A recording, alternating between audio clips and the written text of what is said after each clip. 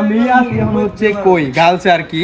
একটা জিনিস লক্ষ্য করছি, আমি কয়েকদিন থেকে লক্ষ্য করতেছি, আমরা পাশে হচ্ছে কোচিং করাই, এখানে গার্লস কিন্তু বন্ধ, রমজান মাসে পুরাটাই গার্লস কিন্তু বন্ধ। এইখানে কিছু স্টুডেন্ট হচ্ছে ছাত্রী আর কি কোচিং বা প্রাইভেট পড়ে জুবাইর স্যারের কাছে। আমি যতটুকু শুনলাম জুবাইর স্যার নাকি 9:30 থেকে প্রাইভেট পড়া, কিন্তু এরা আমি দেখি 8টা 7:30 থেকে আইসা আইরা এই গার্লস স্কুলে চিল্লাচিল্লি করে। আর এই যে এই ভবনটা আছে এটা কিন্তু পুরো খোলামেলা, এইখানে দোতলায় উঠতেছে, উপরে উঠতেছে, ছাদে উঠতেছে।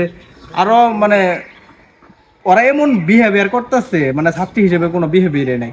আমি মনে করি এই যাদের গার্ডিয়ান এই ভিডিওটা দেখতেছে যে এখানে পড়ে বা সকালে বাসা থেকে বাইরে রমজান মাসে, অন্তত একটু সতর্ক থাকেন আপনাদের মেয়েদেরকে নিয়ে, যেন এই সব কাজে তারা লিপ্ত হইতে না পারে। এখান থেকেই কিন্তু একটা কি বলে মানে অকারেন্স বা খারাপ কাজে লিপ্ত হয়ে যাব।